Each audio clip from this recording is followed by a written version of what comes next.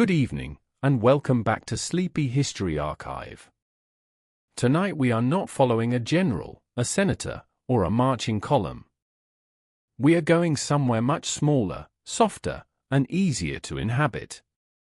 We are stepping into an ordinary Roman house after sunset, when the last practical movements of the day begin to slow and the house turns inward. The public world is still outside. Wheels still pass on stone. Voices still drift through lanes. Somewhere a shop is shutting its wooden front. Somewhere a mule is being led to water. But in a house behind a modest doorway, a different rhythm takes over. Lamps are lit. Sandals are set aside. Dust is washed from hands. Supper is shared. Linen is folded. A final offering may be made at the household shrine. Then, little by little, the house prepares for sleep. This is one of the most useful ways to imagine the past. Not through monuments first, but through habits. The Roman world was held together not only by armies and roads, but by houses full of repeated evening routines. Every night someone had to bring in water, check the lamp, sweep a corner, straighten a blanket, or listen for the sound of a late latch being drawn. The empire may look enormous on a map, but human life was still lived in rooms. It was lived at tables, in courtyards, under roof openings, beside chests, bedding, sandals, and storage jars. Night made those details even clearer. So tonight we will move slowly from dusk to dawn inside a Roman house. We will notice the atrium after sunset, the meal, the cost and glow of lamplight, the practical arrangement of sleeping space, the summer use of courtyards and rooftops, the sounds drifting in from the street, and the strange, ordinary feelings of waking briefly in the middle of the night. There is nothing to memorize. You do not need to keep dates in your head. Let the details arrive one by one. Let the house become familiar. Let the darkness stay gentle. If you are ready, settle in, loosen the day from your shoulders, and step quietly across the threshold with me. In this expanded version, we will allow each room to breathe a little longer. We will not hurry from one object to the next. A Roman house at night rewards patience, because the smallest details are the ones that give the past its softness. A lamp is not only a lamp. It is a little pool of safety. A basin is not only a basin.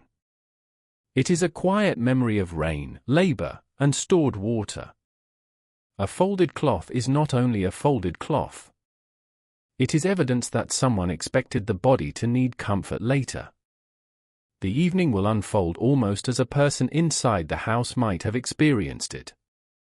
First the threshold, where the public day is released. Then the atrium, where the house still keeps one opening toward the sky. Then the washing, the meal, the muted voices, the final chores, the shrine, the lamp, the sleeping arrangements, the hot weather adaptations, the roof air, the street sounds, the brief midnight waking, and finally the pale, practical return of dawn. We will move through those stages with care, letting each one carry its own weight. There is a reason this kind of story works so well for sleep. It does not depend on suspense. It does not ask the mind to hold a complicated plot. Instead, it offers a sequence of places and sensations. Stone. Plaster. Oil. Dust. Bread. Linen. Water. Air. Flame.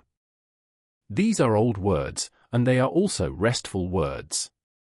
They belong to things that do not demand much explanation once we feel them in the imagination. So, as we begin, picture not a perfect house and not a palace, but a lived-in home. Some objects are worn. Some surfaces have been touched for years. A hinge may complain softly. A bowl may have a small chip along its rim. A lamp may have soot darkening its little spout. The beauty of the scene is not that everything is luxurious. The beauty is that everything has a place in the nightly order. Crossing the threshold at dusk. In the evening, the doorway of a Roman house would have felt different from the same threshold at noon. By daylight the entrance belonged partly to the street. It framed movement, commerce, errands, clients, neighbors, and interruptions. At dusk it became more selective. One passed through it not into activity, but into enclosure. The body felt that difference almost at once. Sound softened. The light changed from broad daylight to smaller pockets of lamp glow and reflected sky. The pace slowed. Even the smell altered. Instead of warm dust and open air there might be plaster, olive oil, wood, smoke, damp cloth, and the faint mineral coolness of stored water. A Roman house did not need to be grand to be ordered. Even a modest home had zones of activity that changed character as evening settled. Sandals could be removed or adjusted. A servant or family member might bring a basin. Someone might glance upward toward the opening above the atrium to judge how much natural light remained. The transition was practical, but it was also emotional. Night does that to domestic spaces. It reduces the world and makes the near things matter more: the stool by the wall, the chest lid, the flame in the lamp, the bowl that still needs washing. One of the most calming things about historical domestic life is how repetitive it was. The threshold at dusk did not ask for invention. It asked for competence.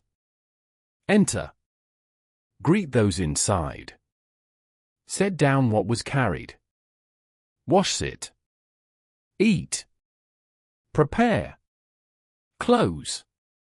Rest. The same gestures linked thousands of evenings across the Roman world. The materials varied. The means varied. The comfort level varied enormously. But the grammar of evening remained recognizable. There is also something deeply human in the narrowing of space. After dusk, a house became a shield against the unpredictability of the street. Within its walls, however imperfectly, people could reorganize themselves. The outside noise did not vanish. It merely moved farther away. Inside, familiar objects took over. The house began to sound like itself. A lid set down. Water poured. A bench touched the floor. Cloth brushed plaster. These are very small sounds, yet they are exactly the kind that create calm. A Roman house at night was not silent. It was domestically quiet, which is different and better. Pause for a moment at the doorway before entering fully. The threshold is a narrow architectural line, but it carries a much larger emotional meaning. One side belongs to obligation, the street, the market, the public voice, the need to be seen, the need to answer, the need to appear alert and composed. The other side belongs to the household, the familiar floor, the stored vessels, the known smells, the people who do not need introductions. Crossing that line at dusk was not simply a movement of the feet. It was a small surrender of public identity. In a Roman town, the doorway itself could hold traces of the day. Dust might collect near the base. The wood could be warm from afternoon heat, then slowly cooling as evening advanced. If the house had a doorkeeper, a porter, a servant, or simply a family member attending to the entry, that person would be part of the threshold's character. If the household was poorer, the entry might be more direct and less ceremonial, but the feeling of crossing from exposed space into protected space would remain. The street behind you would not disappear at once. For a few breaths it would follow you inward. Perhaps the last call of a cellar still sounded faintly from the lane. Perhaps someone outside laughed with the rough brightness people have after a long day. Perhaps the wheels of a cart grated against stone. Yet the house received these sounds and changed them. Once they entered the doorway, they became softened by walls, corners, fabric, and distance. They were no longer instructions. They were only background. This is one of the most important qualities of domestic architecture: it edits the world. It cannot remove every danger or inconvenience, but it can reduce the number of things that demand response. After a day spent in public, that reduction is a mercy. The Roman house, even an ordinary one, offered a kind of narrowing that allowed the body to stop scanning so widely. Someone arriving home might carry something: a bundle, a small purchase, a tool, a folded garment, a jar, a scrap of news. The first instinct would be to set it down. Setting something down is one of the oldest gestures of relief. It says the day no longer has to be held in the hands. The house takes over some of the burden. A wall receives a cloak. A chest receives a packet. A low table receives a bowl. Little by little, the returning body becomes unburdened. The air inside would tell its own story.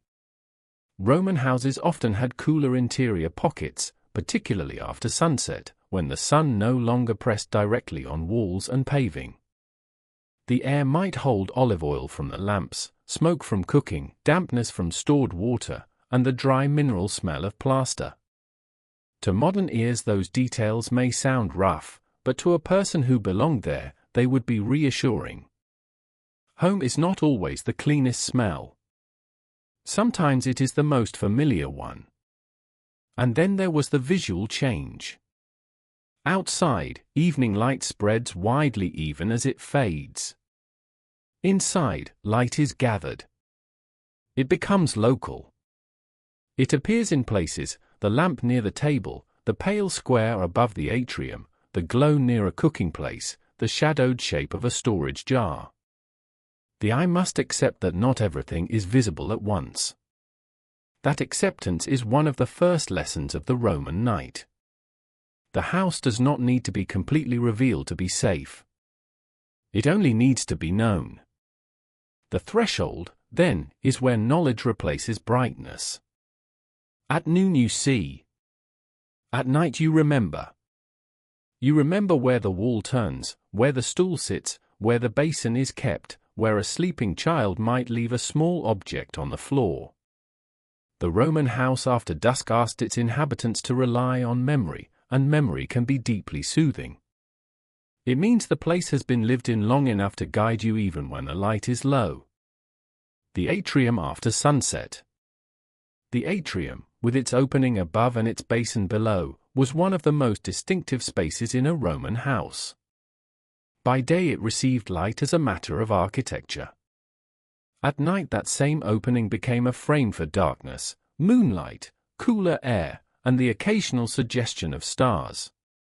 The room changed character almost completely. In daylight the atrium could feel exposed, busy, and practical. After sunset it became atmospheric.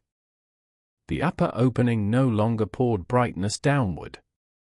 Instead it allowed a softer relationship between indoors and outdoors. The night sky sat above the room like a second ceiling made of darkness. Lamps placed around the space would have mattered more than ever. The impluvium, the shallow basin that caught rainwater, could reflect flame in broken, wavering shapes. Plaster walls would hold warm pools of amber light and then give way to shadow. A person crossing the room after dusk would move through alternating bands of brightness and dimness. Because of that, the atrium was not only seen but felt. It encouraged slower walking. It asked the eye to adjust. It turned ordinary household movement into something more measured. If children were present, this might be the last part of the evening when they were still active. If adults were discussing the day, they might do it here, where air moved a little better than in the smallest rooms. If a servant passed through carrying cloth or dishes, the light would catch the motion briefly and then let it go. Even the water in the basin contributed to the mood. Still water at night has a way of making rooms feel more patient. This is one reason Roman domestic architecture is so useful for a sleep history video. It contains built-in calm. The atrium was neither fully indoors nor fully outside. That in-between quality creates gentleness. One can imagine glancing upward from the lamp-lit floor to the darker square of sky above and feeling the day loosen. Nothing dramatic had to happen. The room itself did most of the work. Its shapes, surfaces, and shadows guided the nervous system toward evening. The atrium deserves a slower look because it was not simply a room. It was a kind of interior weather. During the day it gathered light, air, rain, visitors, and household movement. At night it gathered darkness. The same opening that made the house bright by day made it mysterious after sunset, and that transformation would have been felt again and again by anyone who lived there. Imagine standing on the edge of the atrium while the last color leaves the sky. The opening above may still show a blue that is not yet black, while the corners of the room have already entered night. The basin below, the impluvium, holds the dim reflection of whatever light remains. If a lamp is placed nearby, the water does not reflect it as a mirror would. It trembles, breaks it, lengthens it, and returns it in wavering pieces. The result is not bright, but it is alive. A Roman atrium also carried memory. By day it might have been the room where clients waited, where household status was displayed, where family images or objects of pride were arranged. By night those public meanings softened. The atrium became less about presentation and more about atmosphere. The same architectural space that had introduced visitors to the family now helped the family withdraw from visitors. The walls would play an important role in this withdrawal. Painted plaster, niches, doorways, and columns all respond differently to lamplight. A wall that seems plain in sunlight can become full of shadow at night. A doorway can become deeper than it is. A column can divide brightness from darkness. A painted figure or decorative border can seem to move slightly when the flame shifts. Such effects were not supernatural, they were simply what oil light does. But they would have made the room feel companionable, almost breathing. The atrium also regulated sound. A voice spoken under an opening does not behave exactly like a voice in a closed chamber. It rises. It escapes a little. It returns from hard surfaces in softened fragments. Quiet conversation there may have felt lighter than conversation in a small room. People could speak without the words pressing too heavily on the walls. If rain had fallen earlier, the atrium would hold another layer of sensory detail. The basin might carry the freshness of collected water. The floor could feel cooler. The air below the roof opening might seem cleaner, rinsed. Even if the night was dry, the architectural memory of rain remained, because the whole room was organized around the possibility of water descending from the sky into the heart of the house. That idea is calming in itself. The house is not sealed against nature. It receives a controlled portion of it. It lets sky, air, and rain enter in a measured way. The atrium is therefore a compromise between shelter and openness, and compromises are often what make domestic life livable. At night, someone crossing the atrium would not rush unless there was reason. The room trained the body to slow down. A step across dim paving, a glance at the basin, a slight turning around a column or chest, the adjustment of the eyes from lamp to shadow, these small movements become a kind of evening choreography. They do not ask to be noticed, yet they shape the nervous system. For the listener, the atrium is useful because it gives the imagination a central place to return to. No matter where the night takes us, the meal, the shrine, the sleeping room, the roof, the first light, we can always return in thought to that open square above the basin, that piece of sky held within the house, that dark water catching whatever glow remains. Hand washing, sandals, and the dust of the street. Before rest came a small recovery from the public day. Roman streets, even in ordinary neighborhoods, were dusty, uneven, and full of residue from traffic, weather, and trade. Returning home meant bringing some part of that world with you on your skin and sandals. Evening therefore often began with simple cleaning. Not a grand bath, not always, but a basin, a cloth, and enough water to remove dust from hands, face, and feet. Such acts are so basic that they can disappear from historical imagination, yet they matter because they separate outside from inside in the most physical way possible. Hand washing after returning home would have been partly hygiene, partly comfort, partly ritual. The skin cools. The dust dissolves. The body understands that the public portion of the day is over. Sandals too might be adjusted, knocked against a threshold, or set aside near the wall.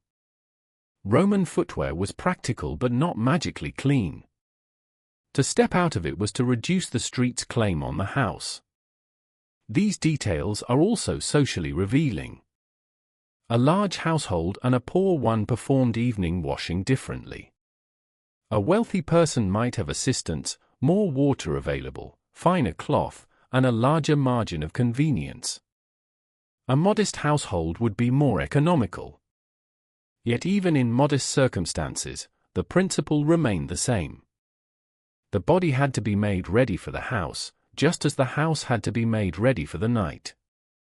There is something almost universally calming in this. Across centuries, people have always needed an intermediate zone between work and rest. The Roman version involved basins, pitchers, cloth, sandals, and the intelligence of habit.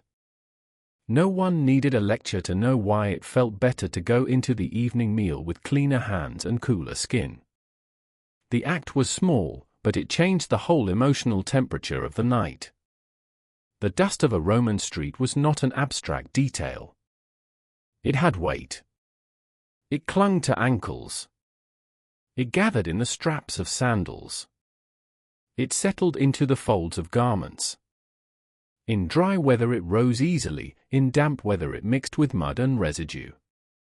The city or town did not remain politely outside the body. It traveled home on skin. This is why washing matters so much in a night scene. Water was not merely decorative. It marked a boundary. To rinse hands, face, or feet was to say that the day had been handled enough. The body could now become domestic again. Even a small basin of water could perform that change. The action was practical, but the effect was emotional. Think of the sequence slowly. A pitcher is lifted. Water moves from one vessel to another with a low, hollow sound. Hands are held over the basin. The first touch of water may be cool. Dust darkens, breaks apart, and runs away. Fingers move over palms, wrists, and nails. A cloth is taken up. The face is wiped. Perhaps the back of the neck is cooled. Feet, if washed, feel the relief more deeply because they have carried the entire public day. In a wealthy house, this could be assisted labor. Someone else might pour the water, bring the cloth, receive the sandals, or clear the basin afterward. In a more modest home, the same tasks would be done without ceremony. But either way, the body was being returned to itself. It is hard to rest when one still feels coated in the day. Sandals are especially evocative because they belong to movement. They know the market, the street, the stones, the dust near the doorway, the steps at the shop, the uneven lane, the hot pavement of afternoon. Setting them aside is a silent declaration that walking is done for now. A pair of sandals near a wall can tell the story of the whole day without a single word. There may also be a small moment of inspection. A strap is checked. A bit of grit is dislodged. a soul is knocked lightly against a threshold or stone. Such practical attention prevents tomorrow's discomfort. Roman households, like all households, survived through small acts of maintenance. One does not wait until a sandal breaks entirely. One notices it when the evening is quiet enough to see. The washing basin itself might remain nearby for a while before being emptied or covered. Its water, once clear, now contains the day's residue. This is domestic history at its most honest. The household does not erase labor, it processes it. It takes the dust of the street and gives it a place to settle. And once the hands are cleaner, supper can be touched differently. Bread can be broken without the feeling of grit. A cup can be lifted with less fatigue. A child's face can be wiped. A folded cloth can be handled. The whole evening becomes more graceful because a few minutes were given to the body at the beginning. There is no need to romanticize this too heavily. The water may be limited. The cloth may be rough. The room may still be warm. Someone may be impatient to eat.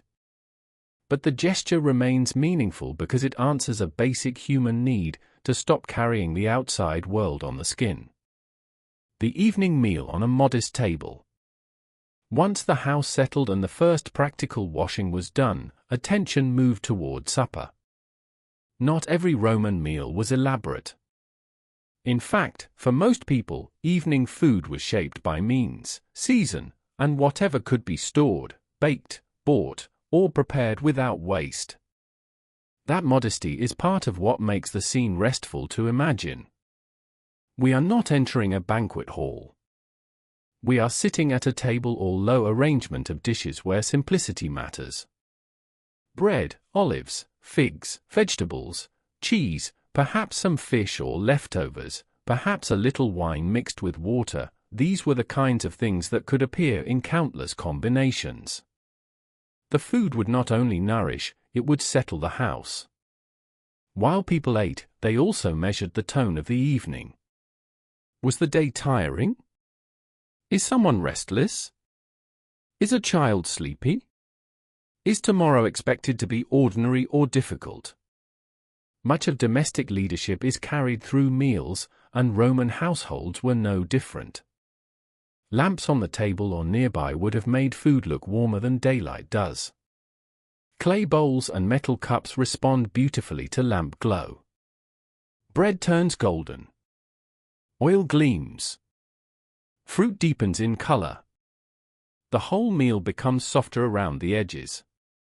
Conversation too becomes more selective in low light. Fewer unnecessary movements happen. People sit longer. They look down more. They listen more. And because the meal belongs to the end of the day, it also carries a subtle relief. Whatever frustrations the street contained are now reduced to stories, small complaints, or silence. The house gathers them and makes them manageable. Supper is rarely dramatic in the most memorable households. Its strength lies in repetition. It says, again, you are here, the day is ending, and there is enough order left for one more shared task. The evening meal is where the house becomes most recognizably alive. A doorway and an atrium can be beautiful, but a meal gives the home its pulse. Food draws people into relation. Even when the meal is simple, especially when it is simple, it gathers the household around a shared fact: the day has cost energy, and now the body must be restored. A modest Roman table would not always resemble the dining scenes shown in grand art. There may be no polished abundance, no dramatic reclining, no long procession of dishes. Instead, there might be a practical arrangement: bread placed where all can reach it, a small dish of olives, a little cheese, vegetables cooked earlier or served plainly, fruit if available, a jar of watered wine, a bowl of something warm if the household has managed it.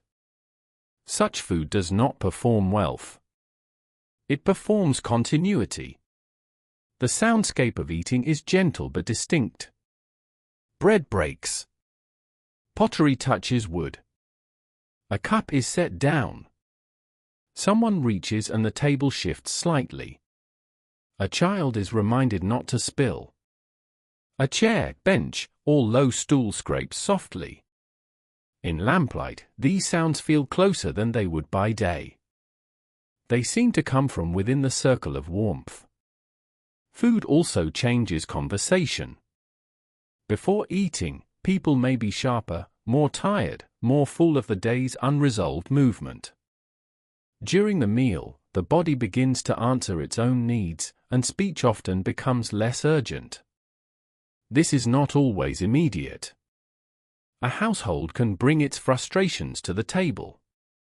Someone may speak about a difficult errand, a delayed payment, a neighbor's argument, a market price, a sick relative, a piece of work waiting for morning. But food gives these matters a place. It lets them be spoken in a room where the day is already shrinking. For a sleep history script, the modest meal is important because it slows time without stopping it. There is still activity, but the activity is repetitive and understandable. Reach. Break. Sip. Listen. Answer. Pause. The pattern itself becomes calming.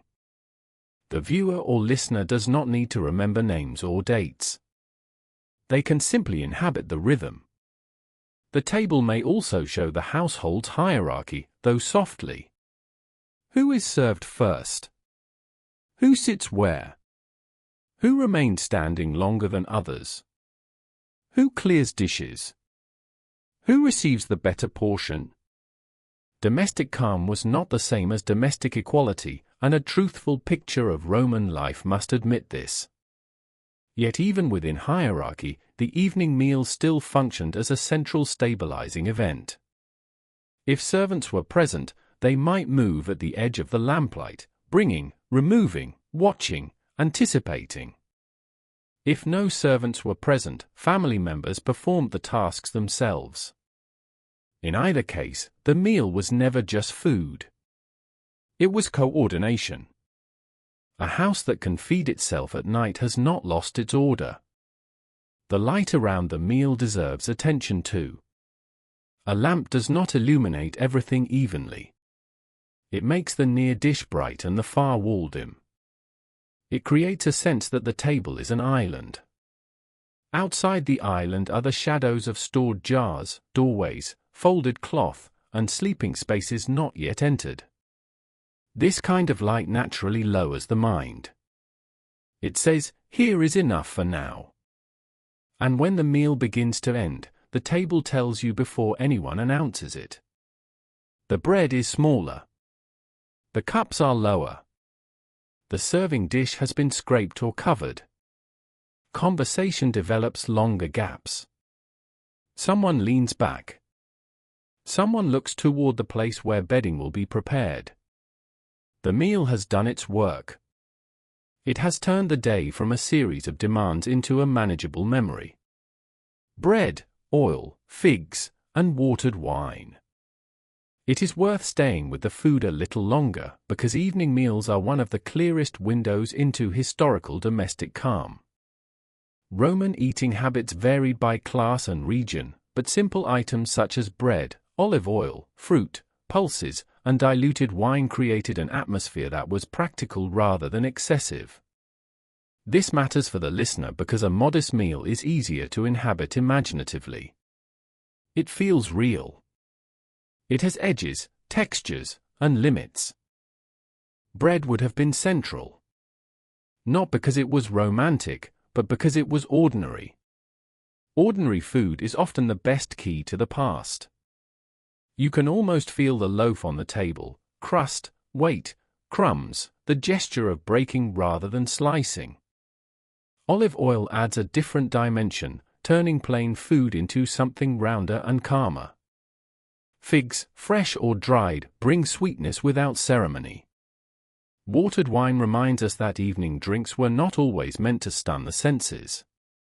They often belong to sociability, digestion, and the gradual decline of daylight.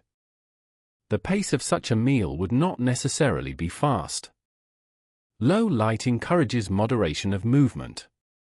One reaches more carefully. One notices what remains in the bowl. One listens to the small sounds made by pottery and cup rims. Even if conversation is present, it shares space with chewing, swallowing, and simple household awareness. This is another way in which night reduces life to its workable parts. Under a lamp, food becomes less performance and more reassurance. What matters is that there is enough, that it is shared, and that it leads naturally into the next stage of the evening. In that sense, bread and oil are not only ingredients. They are part of the architecture of rest. Bread is the quiet center of the table because it belongs to both necessity and comfort. It is not dramatic, but it is dependable. In a Roman household, the bread might be coarse or finer depending on status, fresh or a little old depending on timing, bought from a baker or made within the rhythms of the home. Whatever its source, it represented the most basic promise of the meal: there will be something to hold, break, and share. Breaking bread by hand has a different intimacy from cutting it neatly. It creates crumbs. It gives the fingers work. It makes portions visible. A loaf passed from one person to another carries the warmth of contact. Even when the bread is plain, the action of breaking it introduces a slow, repetitive comfort. Olive oil changes the mood of simple food. It softens bread, catches lamplight, and carries scent. A small dish of oil near a lamp can appear almost golden, richer than it really is. If herbs, salt, or other flavorings are present, even in modest amounts, they turn necessity into pleasure. Ancient households understood thrift, but thrift does not mean the absence of taste. It often means learning how small additions transform plain things. Figs bring another texture entirely. Fresh figs are tender and delicate, dried figs are denser, darker, and more lasting. Either form belongs naturally to an evening table because sweetness at the end of a day feels like a small kindness. The fruit need not be abundant. A few pieces can change the atmosphere of the meal. They give the mouth something slow to consider. Watered wine is especially important because it reminds us that ancient drinking habits were woven into daily life rather than separated into special occasions only. Wine diluted with water could accompany conversation, food, and social ease. It was not always a symbol of excess. At a modest table it might be stretched carefully, mixed according to household habit, and treated as part of the evening's gradual relaxation. The act of mixing wine and water has its own quiet beauty. Liquid poured into liquid, darkening or lightening in a cup, gives the eye something gentle to follow. The cup is lifted, lowered, passed, refilled, or left untouched for a while. Under lamplight, even diluted wine can look deep and warm. Pulses, greens, onions, fish sauce, leftovers, cheese, and seasonal vegetables might also appear. But the goal here is not to create a menu as much as to create a feeling. Food in this scene should sound edible, ordinary, and historically grounded without becoming too heavy. The listener should feel that nothing extravagant is happening, and that this is precisely why the meal is soothing. There is a moral rhythm in simple food. It teaches attention to sufficiency. Enough bread. Enough oil. Enough water in the wine. Enough fruit to finish. Not every evening ends in abundance, but a good household evening ends in some form of adequacy. The body does not require spectacle before sleep. It requires reassurance. And when the table is cleared, the traces remain: crumbs caught in a crease, the shine of oil on a dish, a fig stem, a cup turned slightly from where it began, the faint smell of bread and smoke mixing with lamp oil. These small remains are part of the evening's afterimage. They tell the house that people have eaten here and that the night can continue. Children settling down. If children were part of the household, evening had its own slow negotiations. Young minds do not always move at the same speed as tired adults, and Roman parents would have known the familiar pattern of encouraging, redirecting, and gradually lowering the temperature of activity. A child can be sleepy and still resist sleep. That truth crosses every century with no difficulty at all. After supper, the house had to absorb the last surplus energy of the youngest people. A toy might be put aside. A tunic might be straightened. A cup might be carried back to the basin. Someone older might speak more softly, not because silence was demanded instantly, but because softness spreads. Children learn the tone of evening partly by imitation. If the adults move less sharply, the room itself teaches quiet. There may also have been practical preparations, sharing bedding, making sure a child is not too warm or too cold, checking whether a lamp is too close, guiding small feet across dim floors. In houses where many people lived close together, care at night was spatial as much as emotional. One person's movement affected everyone else. It is easy to skip over children in historical reconstruction, yet they are essential to the truth of a house. Without them, the evening becomes too smooth, too museum-like. Real domestic calm includes a little friction, a little delay, a little patience. Someone must still be persuaded to lie down. Someone asks one more question. Someone remembers one more thing. Those small hesitations do not spoil the quiet. They give it warmth. Children alter the pace of evening because they experience time differently. For an adult, sunset may mean the end of usefulness. For a child, it may mean one more question, one more movement, one more reason not to lie still. Roman households would have known this familiar tension as surely as any household now. A child after supper may become suddenly talkative.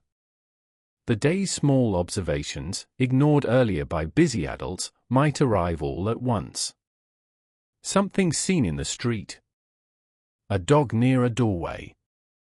A vendor's call. A strange object. A question about tomorrow. The tired adult wants quiet, the child wants the day explained before it disappears. This is a very old domestic negotiation. The house itself helped settle the matter. Lamps are fewer. Shadows lengthen. Adults speak lower. Practical tasks replace play. A cup is taken away. A garment is folded. A toy, if there is one, is put back or moved out of the path. The architecture of evening begins to instruct the child, the time for running has ended, the time for lying down is near. In Roman houses, children may have slept close to others, depending on age, status, and space. That closeness could be inconvenient, but it also gave security. A child hearing adult movement nearby might resist sleep less once the house felt reliably occupied. The sound of someone arranging bedding, trimming a lamp, or closing a door can become part of a child's internal bedtime story. There would also be the familiar physical acts of care. A tunic adjusted. Hair smoothed. Feet checked for dust. A blanket pulled into place. A small body turned away from a draft or away from the lamp. These are tiny gestures, but they are among the most durable human behaviors. They appear in every age because children always need help crossing from activity into sleep. A household with multiple children would be more complicated. One child is already heavy with tiredness, another is restless, another whispers, another has dropped something. Calm is not a perfect silence delivered at once. It is a slow negotiation made of patience and repetition. A truthful sleep script should let this happen gently rather than pretending ancient homes became still as soon as adults wished them to.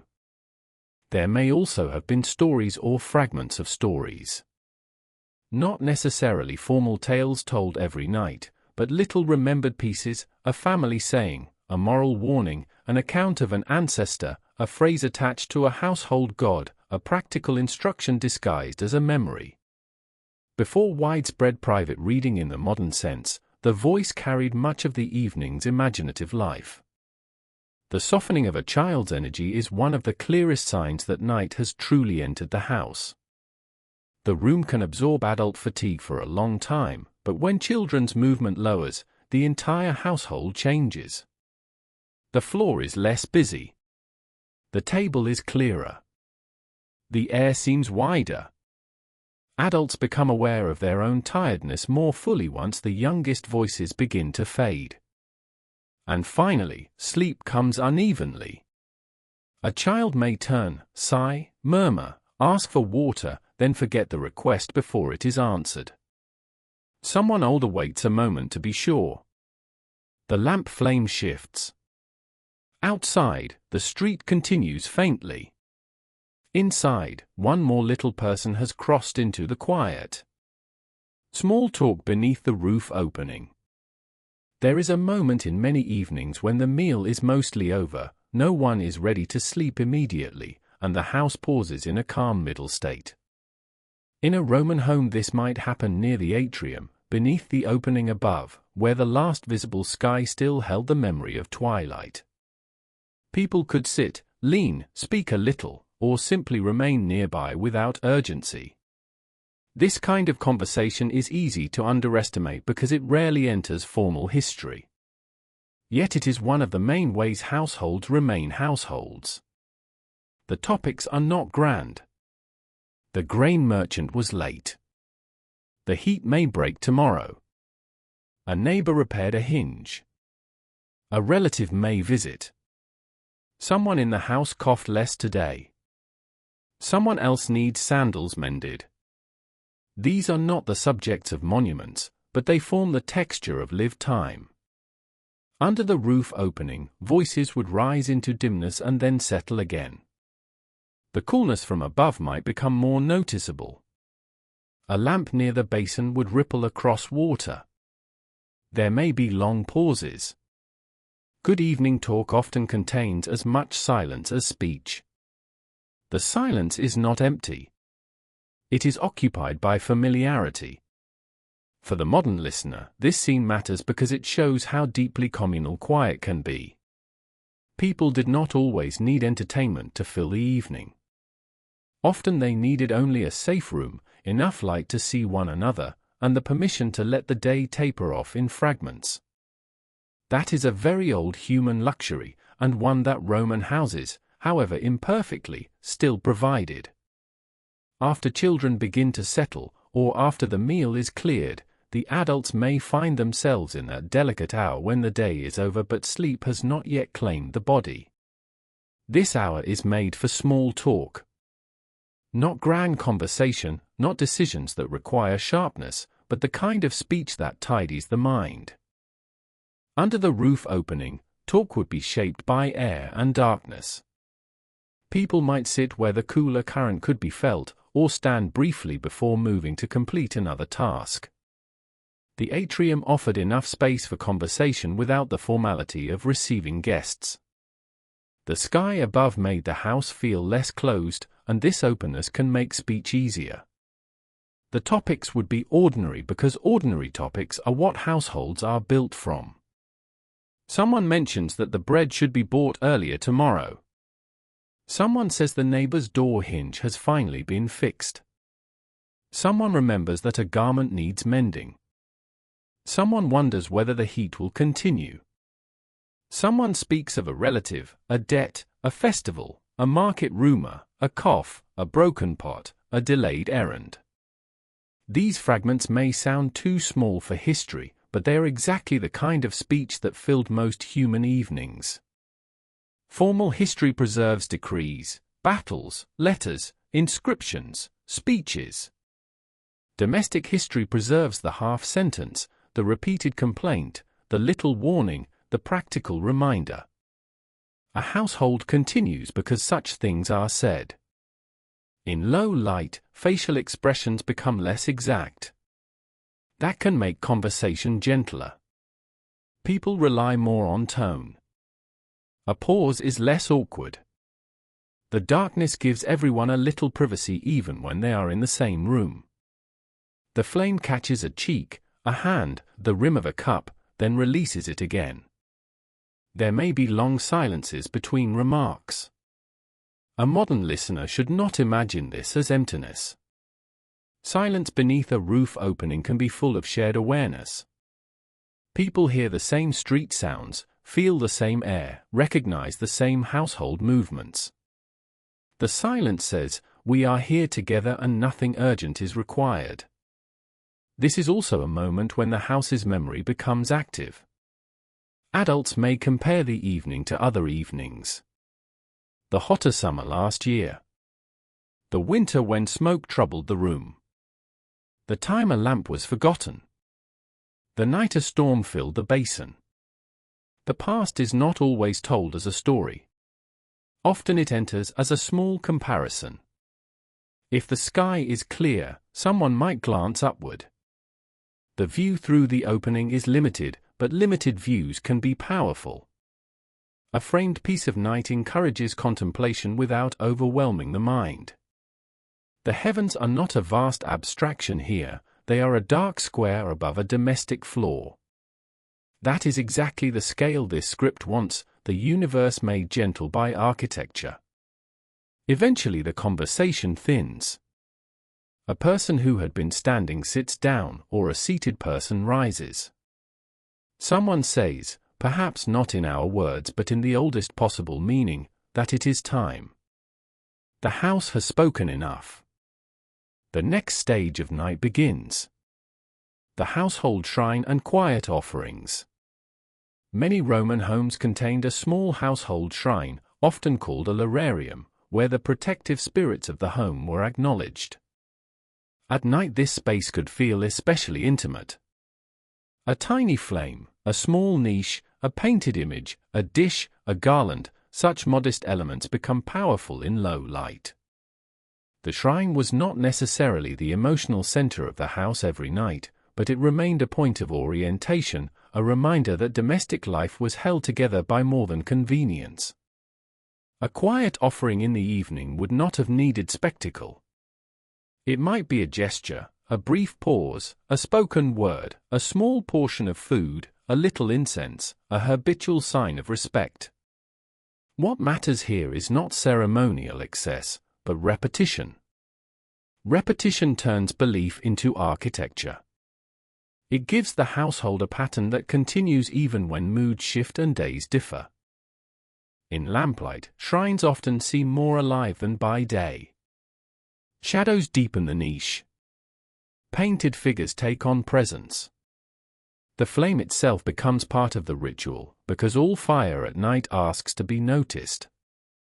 A Roman house was full of practical concerns: water, storage, cloth, weather, food, labor, but the shrine reminds us that practical life rarely felt purely practical to the people living it. Rest, safety, and continuity often had sacred dimensions. Even listeners who do not share those beliefs can understand the emotional function. A household needs a point where gratitude, worry, and hope may briefly come to rest. The lararium offered that. It allowed the evening to gather itself, not only around the body, but around meaning. The household shrine brings another layer to the evening because it connects daily life with protection, memory, and continuity. In many Roman homes, the lararium served as a small sacred focus, a place where the household acknowledged forces believed to guard the family, the store of food, the ancestors, and the fragile order of domestic life. At night, the shrine's meaning could deepen simply because darkness makes all small flames feel more significant. Picture a niche or a painted space on a wall, perhaps simple, perhaps more carefully adorned. There may be little figures, painted guardians, images associated with the lares, small vessels, a dish, traces of past offerings, or a garland that has begun to dry. In daylight, these details can be passed by quickly. At night, they gather force. A tiny sacred area can seem to hold the room's attention. An evening offering did not need to be elaborate. A household often survives through modest gestures repeated faithfully. A word spoken softly. A small portion set aside. A hand raised. A pinch of incense. A little wine. A pause before the image. The important thing is not drama but recognition. The house is acknowledging that it depends on more than walls and food. It depends on luck, favor, health, memory, and the continuation of ordinary mornings. The shrine also offers a place for worry to become manageable. A Roman household had many reasons to worry: illness, debt, fire, theft, childbirth, weather, trade, legal trouble, social obligation. But worry floating through a house is exhausting. A shrine gives worry a destination.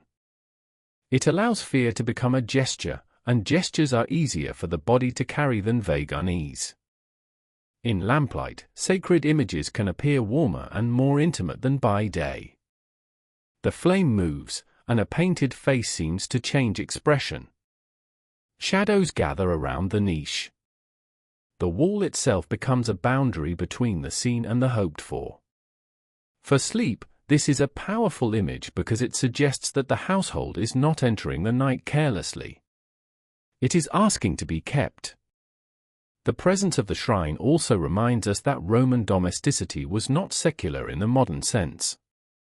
Practical and sacred actions were woven together. One could check the oil in a lamp and make an offering in the same evening rhythm. One could count bread, fold cloth, and speak to household spirits without feeling that these belong to separate worlds. For the listener, the shrine scene should remain quiet. It should not become a lecture on Roman religion. It should feel like standing at a respectful distance while a family does something old and familiar. We do not need to enter the private content of every prayer. It is enough to know that gratitude, anxiety, and hope passed through this small place before the house slept. After the offering, the household does not become instantly different. Dishes still need moving. Children still turn in bedding. A lamp still smokes if poorly trimmed. But something has been placed in order. The unseen part of the evening has been addressed. That, too, helps a house rest. Servants, chores, and the last practical tasks.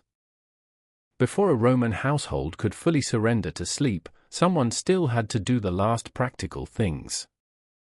These tasks are easy to miss in beautiful reconstructions, but they are the true hinges of evening. A dish must be moved. Water must be covered. A cloth must be wrung out. A stool must be returned to the wall. A door bolt must be checked. A lamp must be placed where it is useful but not dangerous. If servants were present, much of this labor fell to them. If the household was modest, family members did it themselves. Either way, the night required management. This work was not dramatic, yet it shaped comfort more than any speech could.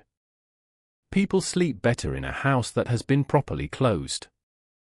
They rest more easily when tomorrow's first inconveniences have already been reduced. Roman domestic life depended heavily on foresight, because so many resources were inconvenient to replace in the middle of the night. Water had to be where it was needed. Cloth had to be dry enough. Fire had to be safe enough. Bedding had to be available before exhaustion made everyone careless. The last chores also reveal the distributed intelligence of a home. One person remembers the lamp. Another remembers the latch. Another lifts the folded blanket. Another notices that a child left something in the wrong place. Households are systems of attention. Night tests how well those systems work. And yet there is calm in such labor. Practical order is comforting. To hear a few final tasks being completed around you while you grow more tired is often a sign that the house is reliable. Someone is still awake enough to make tomorrow easier. Someone is still listening for what has been forgotten. That, too, is a form of care. The last chores of the night are the quiet machinery of comfort. They are rarely celebrated because they do not announce themselves. Yet without them, the house becomes uneasy. A lamp left badly placed, a door unlatched, a water vessel uncovered, a cup forgotten in the wrong place, a sleeping mat not ready, each small omission can disturb the night later. In larger households, servants might know these routines with a precision that came from repetition. One person clears the remains of supper. Another checks vessels. Another attends to bedding. Another moves through the atrium or kitchen area with practice steps. This labor could be tiring and unequal, and it is important not to turn it into pure romance. Domestic calm for some often depended on work done by others. Still, from the perspective of nightly atmosphere, those tasks created the conditions under which rest became possible. A house grows calm not when labor vanishes, but when labor becomes orderly and quiet. The servant or family member who moves through the late house is not simply cleaning. They are arranging the future. A modest household without servants still requires the same intelligence. Someone covers food or stores it. Someone notices the water. Someone folds a cloth that could have been left in a heap. Someone moves a stool so no one strikes it in the dark. Someone places sandals where they will be found in the morning. None of this is grand, but it is all meaningful. There is a particular sound to late chores. It is lighter than daytime work. Vessels are set down more carefully. A latch is tested without slamming. Cloth is folded rather than shaken. People avoid waking children or irritating tired adults. The whole house begins to develop what might be called a night voice. The kitchen or cooking area would have its own late transformation. Warmth from earlier preparation might remain. A faint smell of smoke, bread, oil, herbs, fish sauce, or cooked vegetables may linger. Ash or embers, if present, require attention. Fire is useful but dangerous, and every pre-modern household had to respect that fact. Sleep cannot be secure if fire is not properly managed. Water is equally important. A vessel placed where it can be reached in the night may prevent a larger disturbance later. A thirsty child, a coughing adult, a person waking from heat, these small future needs are anticipated before sleep. This anticipation is one of the deepest forms of domestic care. The house also has to be defended from disorder. Not dramatic disorder, but the creeping kind that makes mourning harder. A forgotten cloth becomes sour. A misplaced tool causes delay. A dish attracts pests. A door left loose invites worry. The final chores are therefore a negotiation with tomorrow. Let us make you gentler before you arrive. For a sleep script, these chores are ideal because they create movement without tension. The listener can hear a bowl being shifted, a lamp adjusted, a door checked, a blanket shaken once and then laid down. These are actions that say the world is being made manageable. They are the opposite of chaos. They are the last little promises of the house. Lamp trimming and the price of light. Artificial light always becomes more interesting when it is limited. In the Roman world, light came at a cost. Oil lamps were practical marvels, but they did not create endless brightness. They required fuel, attention, and judgment.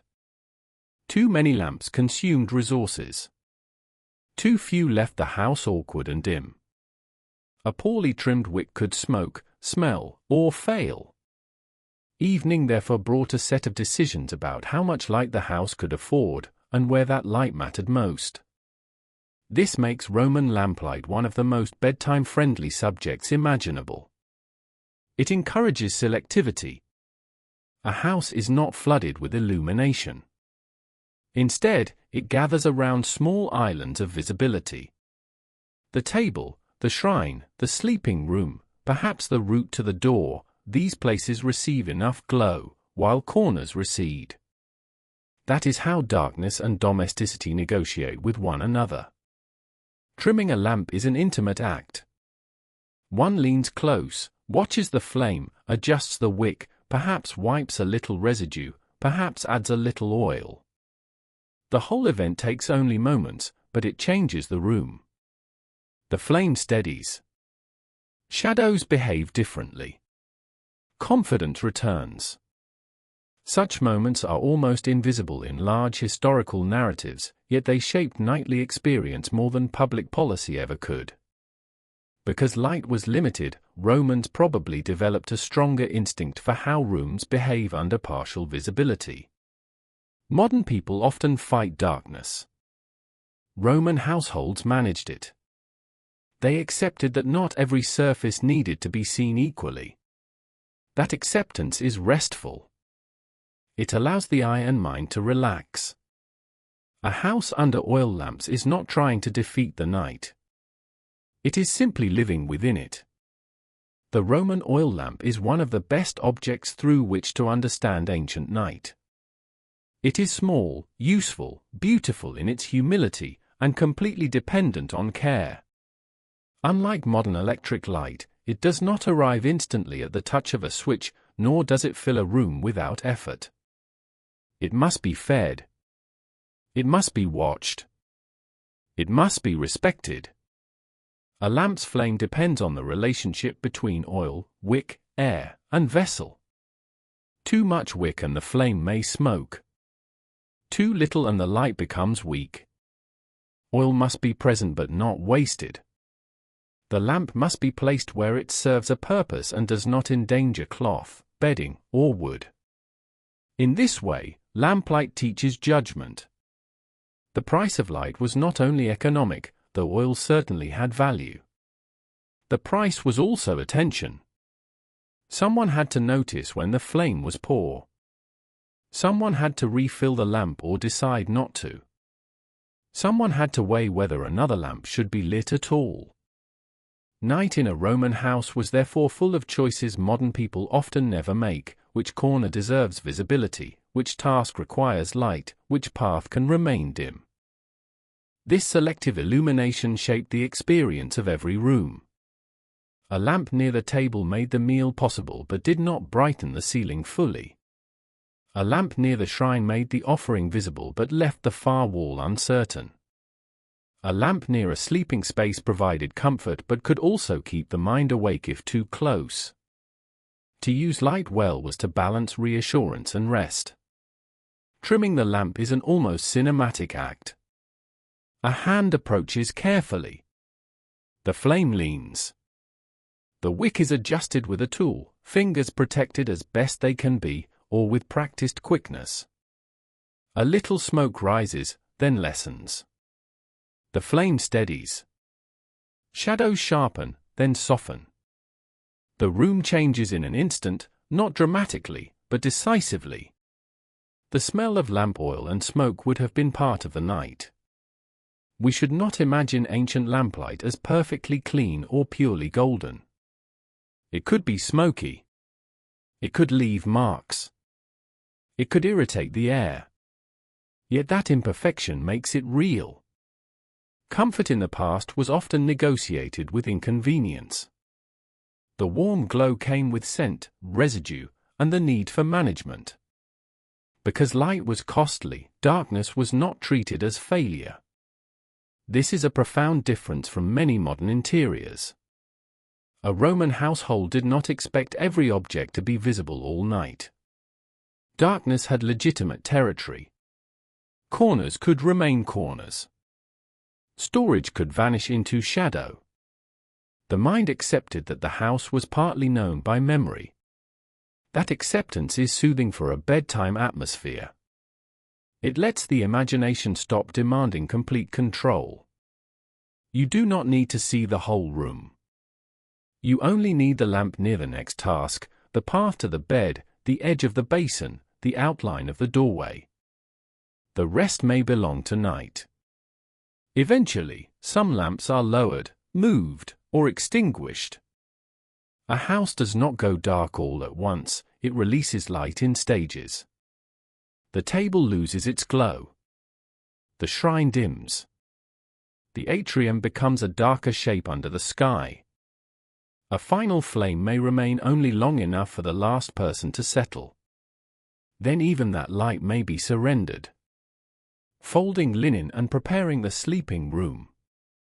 There is a tenderness in the simple work of preparing a room for sleep.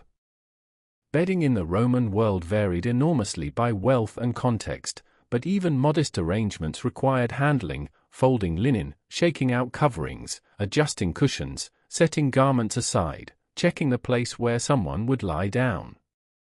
These are not heroic gestures. They are maintenance gestures, and maintenance is one of the quietest forms of love. Textiles matter because they sit closest to the body. A rough cloak can be endured by day, but at night people become sensitive to texture. Linen that is clean or at least dry, a blanket that is not twisted, a place to rest the head, these make a real difference. In houses where storage space was limited, chests became part of the evening ritual. Things came out when needed and went back when not. The room slowly changed function from living space to sleeping space. In lamplight, cloth looks especially soft. Even a simple folded textile can give a room the feeling of readiness. Preparations for sleep also narrow the emotional horizon of the evening. Once bedding appears, the house stops pretending there is much more to do. It admits what the body has known for some time: night is here. The sleeping room, whether private or shared, therefore became one of the most honest parts of the house. It revealed what comfort really meant in material terms. Not luxury in the abstract, but real contact between body and object. A Roman family might own little that was elaborate, yet the arrangement of linen and blankets could still carry dignity, foresight, and skill.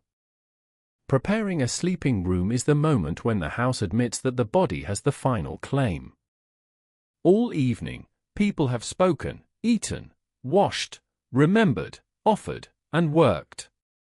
But at last the question becomes simple: where will the body lie, and will it be comfortable enough to let go? Linen and bedding are humble objects, yet they carry enormous emotional weight. A folded textile means anticipation. Someone has thought ahead. Someone has protected the cloth from dust or damp. Someone has decided that this covering will be needed when the air cools, or that this lighter cloth will be enough in heat. In a Roman setting, bedding could range from simple mats and blankets to more substantial beds with frames, mattresses, cushions, and finer fabrics. Wealth changed the materials, but not the underlying need. Every person, rich or poor, eventually comes down to the same question of surface, warmth, and rest. The sound of cloth at night is softer than almost any other household sound. It does not ring like pottery or scrape like wood. It whispers. Linen unfolded near a lamp catches light along its creases. A blanket lifted and laid down can seem to lower the room's energy. A cushion pushed into place has a finality that a spoken instruction may not. Storage chests are important here. In a house without unlimited space, things must appear and disappear according to time of day. A chest opened at night releases more than fabric. It releases the idea of readiness. The lid lifts. The stored smell of cloth comes out. Something is selected, perhaps shaken lightly, perhaps smoothed by hand. Then the chest closes, and the room has changed purpose. The sleeping room might be small. It may not invite lingering by modern standards. But smallness can be restful when the mind is tired. A large room leaves too much territory for thought. A small room, especially one known well, gathers the body. It says, "Here are the boundaries, nothing more is required." There may be hooks, pegs, shelves, a chest, a low lamp, a doorway curtain, perhaps a small window or none at all. Objects not needed for sleep become shadowed.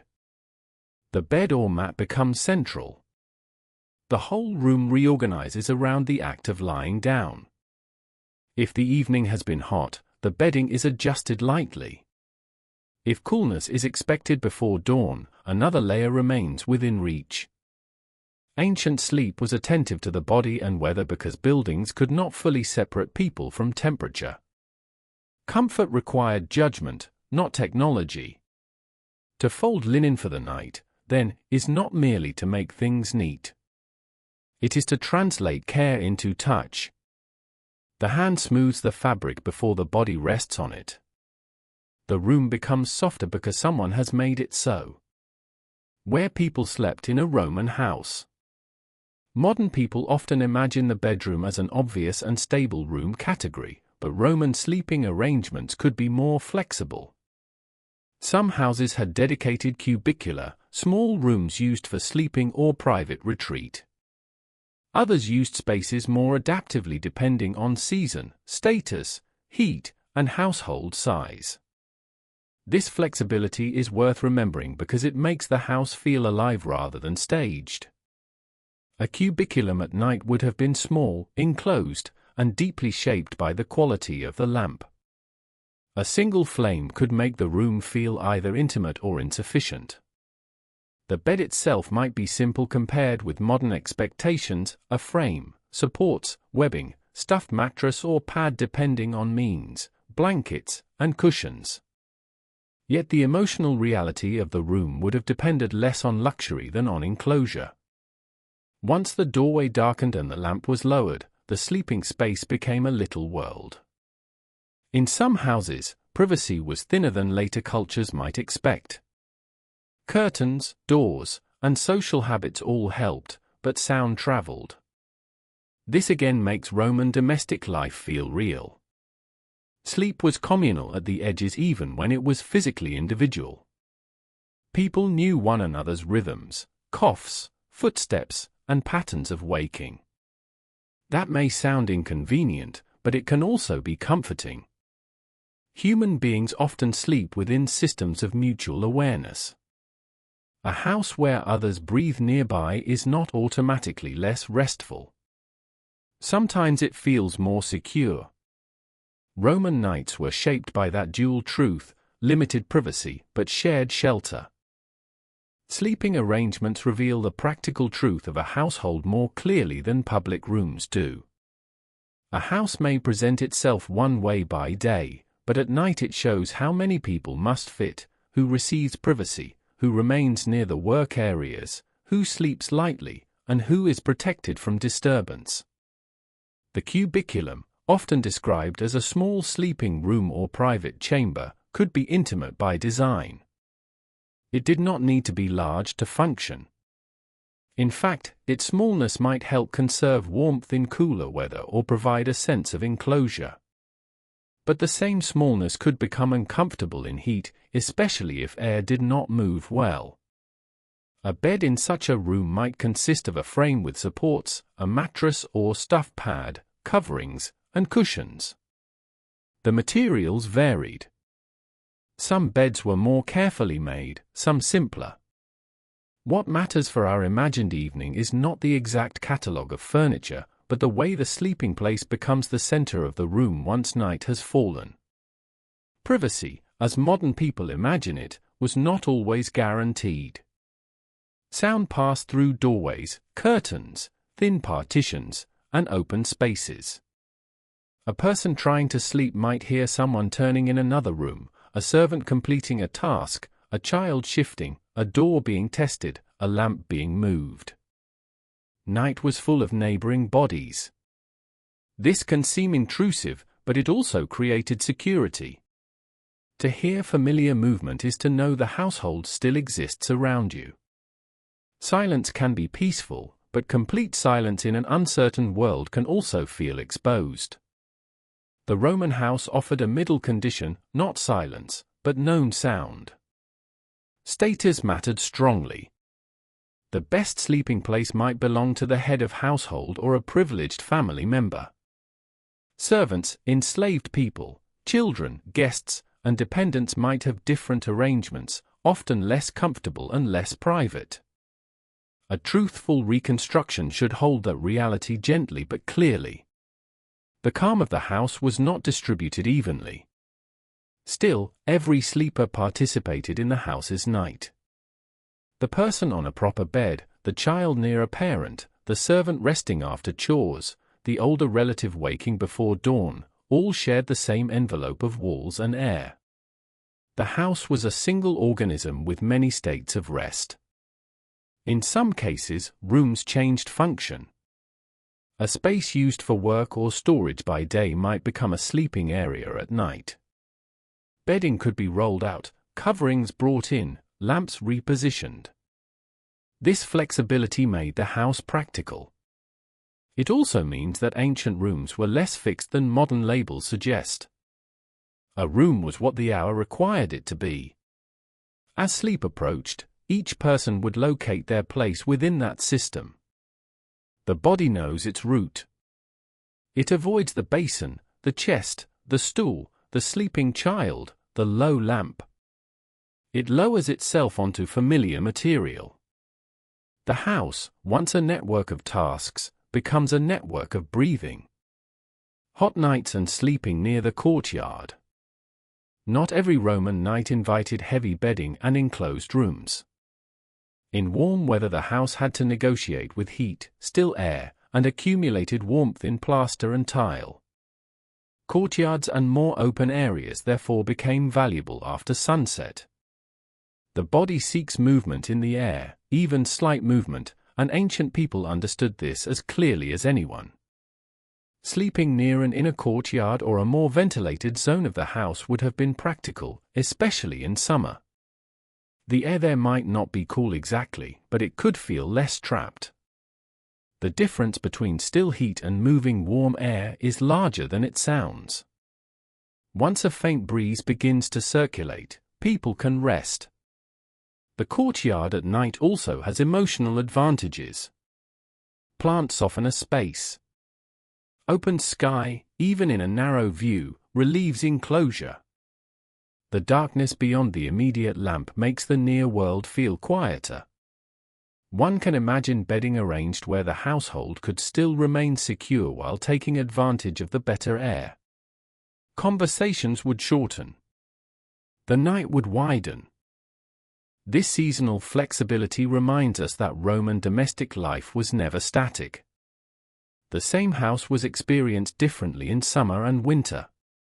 Architecture set the possibilities, but weather completed them. To understand a Roman night, one must therefore imagine not only the walls, but the temperature moving through them. Heat changes the meaning of every room. A chamber that feels protective in cool weather can become oppressive when the air is still. Walls that sheltered the household from the day may hold the day's warmth into the night. In such conditions, Roman households had to be practical. Comfort depended on finding air. The courtyard, or any more open interior space, offered relief because it allowed the house to breathe. Even when the air was not truly cool, it could move. Moving warm air is kinder to the body than trapped warm air. A faint breeze across skin can mean the difference between restlessness and sleep.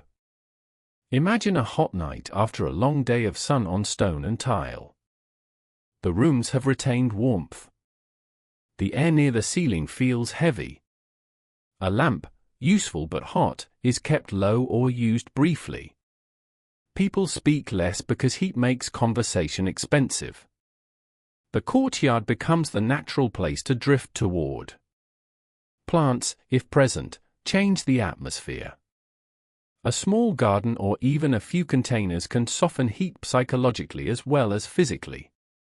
Leaves move when the air moves. Soil holds the memory of watering. The scent of greenery after dusk can make an interior court feel larger than it is. Bedding arranged near the courtyard would be lighter. A mat, a folded cloth, perhaps a thin covering for later. People may begin the night uncovered and pull cloth over themselves toward dawn when the temperature falls. This adjustment to changing temperature is part of pre-modern sleep. The body and household remain in quiet conversation with the weather. The open sky above or near the courtyard also changes the mind. Heat inside a closed room can make thoughts circle. An opening upward gives those thoughts somewhere to go. Even a narrow view of night can reduce the feeling of being trapped. The darkness above says that the world is larger than the hot room. Of course, sleeping in a more open area required judgment. Security, privacy, insects, noise, and household custom all mattered. Not every family would do the same thing. But the principle is simple and deeply human. When the house is too warm, move toward air. For a bedtime narration, this seasonal shift is valuable because it adds variety without disrupting calm. The listener can feel the house adapting rather than repeating one fixed pattern. Summer creates a different Roman night: lighter coverings, lower voices, fewer lamps, more attention to breeze, more awareness of sky. And as the night deepens, the courtyard may finally cool. Stone releases heat slowly. Air softens. A person who had been unable to rest may at last feel the body loosen. The same house that felt too warm at dusk becomes bearable before midnight, then almost gentle before dawn. Roof air, breeze, and summer rest. On especially warm nights, rooftops could become places of relief. This was true in many hot climates across history, and the Roman world was no exception. A roof offered what interior rooms could not always provide: moving air, distance from retained heat below, and an expanded sky. Of course, not every house was suited to this in the same way, and safety, modesty, and neighborhood conditions mattered. Still, the idea is entirely plausible and deeply human. A rooftop sleeping arrangement would have been simple. Mats, blankets, perhaps cushions, perhaps a cloak drawn over the body when the night cooled more than expected. The city below would still exist, but farther away. Roof lines would break the view. The stars, when visible, would feel closer. The sounds would change too. Street-level conversation becomes less distinct from above, more like a general murmur. There is something especially sleep-friendly in this image because it combines shelter and openness. You are still at home, but not fully indoors. The sky becomes part of the room. The heat of the day is no longer trapped around you. The body stretches into a larger darkness. For a modern listener, rooftop sleeping may sound exotic. For historical people, it was simply adaptive intelligence. When buildings grow warm, seek the breeze.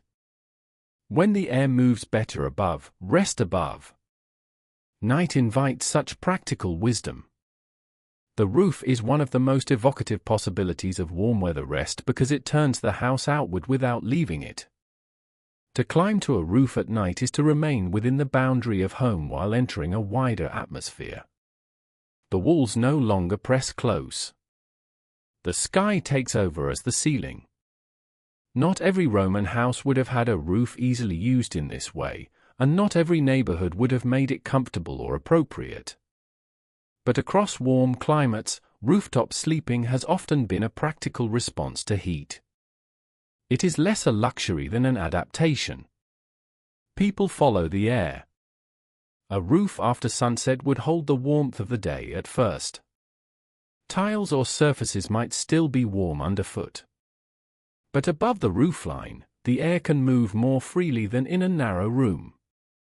Even a slight current passing over the body can feel like rescue after a stifling evening below. Carrying bedding upward would be a small ritual. A mat, a folded cloth, perhaps a cushion, perhaps a cloak in case the night turns cooler. The items are simple, but the act of bringing them to the roof changes the night's character. Sleep becomes slightly more adventurous, but still domestic. From the roof, the city or town sounds different. Street-level noises lose their edges. Voices become less identifiable. A mule, a cart, a closing door, a dog's bark, the call of someone late returning home, all of it rises and mixes. The listener on the roof is both near and far. The view would also be fragmented. Rooflines, walls, neighboring structures, a tower, a dark tree, perhaps the glow of another lamp somewhere across the way. The ancient night was never completely black in inhabited places. It had points of flame, moonlit surfaces, and the pale geometry of buildings. The stars, when visible, would not be a decorative ceiling in the modern romantic sense only. They would be part of orientation, weather, and feeling. A person might not name constellations every night, but the sky's condition mattered. Clear sky promised one kind of night, cloud another, wind another. The roof made those changes more immediate. There is a lovely balance in rooftop rest. The body is vulnerable to air but protected by belonging. You are not wandering. You are home. The household is below or around you. The route back is known. The bedding is yours. The night is large, but not empty. As sleep approaches on the roof, the mind may follow sounds farther than usual. A late footstep below. A soft conversation from another house. A vessel placed somewhere in the dark. The roof gathers many private lives into a single murmur. That can be profoundly calming. It reminds the sleeper that many households are making the same ancient passage into rest. Street sounds beyond the door. No Roman house was completely sealed from the life outside. Even after the evening meal and the closing of doors, sounds would continue to enter. Footsteps on stone. A late cart. A voice calling once and then fading. Someone arguing at a distance. A dog barking and then giving up. These sounds matter because they remind us that private rest always exists inside a wider social world. The experience of hearing the street from bed or near a sleeping room is one of history's most continuous sensations. The mind half follows the sound and half withdraws from it. If the house feels secure, outside noise becomes almost rhythmic. One does not need to identify each source. It is enough to know that life continues beyond the wall while the household turns inward. Roman streets after dark were not uniformly calm, but neither were they endless chaos. Much depended on location, class, and the specific quarter of town. In a modest district, the late sounds might be practical rather than festive. A returner, a closing shop, an animal, a neighbor. The house sorted these into acceptable distance. This chapter is important because sleep is not only about stillness. It is about tolerable sound. Roman households, like all households, had to develop thresholds for what could be ignored. That skill is ancient, and surprisingly peaceful to imagine. The door protects, but it does not erase. Even when closed, it allows the imagination to remain faintly aware of the street beyond. This is one of the most constant experiences of urban and town life, resting inside while the outside continues without you. Roman streets had their own evening grammar. The busiest daytime activity reduced, but did not cease. People returned late. Animals shifted or were led somewhere. Shop fronts were secured. A cart might move when traffic was less crowded. Voices might carry more clearly because fewer sounds competed with them. The night did not become silent, it became selective. Inside the house, these sounds arrive without full explanation. A listener may hear footsteps but not know who walks. A wheel but not what is carried. A voice but not the words. This partial knowledge is important. It lets the outside world remain present without becoming a responsibility. A secure household learns which sounds can be ignored. The common bark. The neighbor's latch. The late cart that always passes. The familiar footsteps of someone from the household or nearby. These are not disturbances once they are known. They become part of the house's sleep environment. Unfamiliar sounds have a different weight, of course. A sudden shout, a repeated knock, a strange scraping near the door, these could wake attention. But a bedtime narration should not dwell on alarm. Instead, it can show how most nights are made of sounds that are recognized and released. Stone streets carry sound differently from packed earth or wooden floors. A sandal, hoof, wheel, or dropped object can ring briefly, then fade. Narrow streets can focus sound. Walls can throw voices forward. The Roman city at night may have had many acoustic surprises, but inside a home those surprises were softened by distance. There is also the sound of closure. A shop shutting its front. A bar placed across a door. A neighbor's gate. These sounds are not only endings, they are communal reassurance. They tell each house that other houses are also turning inward. The neighborhood is preparing for its shared darkness. For the person lying down, outside sound can actually deepen the sense of interior rest. The contrast matters. Because someone is still out there, the bed feels more like shelter. Because the street is hard, the cloth feels softer. Because the night is large, the room feels more intimate. The Roman house, then, does not sleep in isolation. It sleeps with an ear to the city. The walls do not say nothing can happen. They say that not everything that happens requires you to rise. Watchmen, dogs, and late footsteps. As the night deepened, certain sounds became more legible precisely because there were fewer of them. A watchman's presence, whether formal or informal, might be sensed through a call, a staff, or a repeated pattern of movement. Dogs too belong to the soundscape of security. A dog does not merely bark, it interprets the night for the household. It announces that something has passed, approached, or paused. Late footsteps are particularly interesting. They tell stories without explaining them. Someone is coming home. Someone is crossing a lane. Someone is carrying something. Someone is hesitant. The mind of a half-tired listener registers the rhythm without fully waking. Historical nights were full of such partial awareness. Security in a Roman house did not depend only on locks.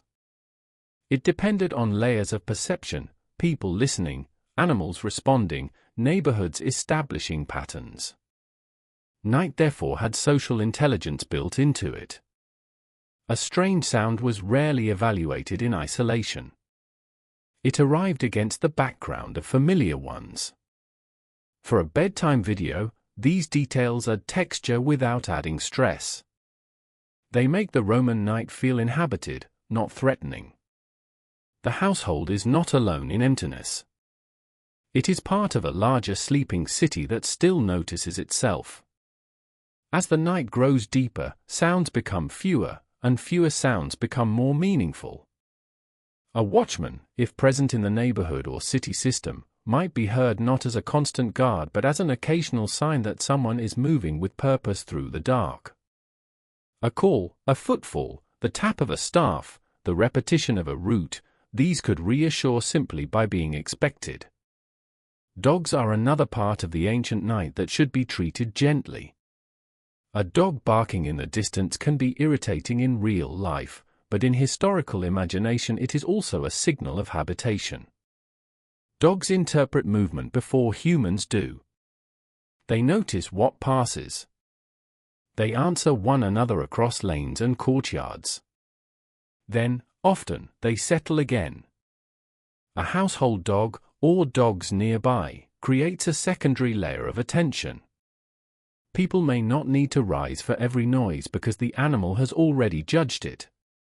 A brief bark, then silence, suggests the matter has passed. A longer agitation might draw human awareness. In this way, animals participated in the security system of ordinary life. Late footsteps are particularly rich because they imply stories without requiring us to know them. A person walking quickly may be returning home with urgency. A slower rhythm may belong to someone tired. Uneven steps may suggest a burden carried. A pause outside a door may mean conversation, hesitation, or simply adjustment of a load. The half-awake mind hears these things and invents only enough explanation to remain calm. Roman footwear on stone, leather against paving, the occasional scrape or slip, the shift from street to threshold, these sounds would be familiar to households near active lanes.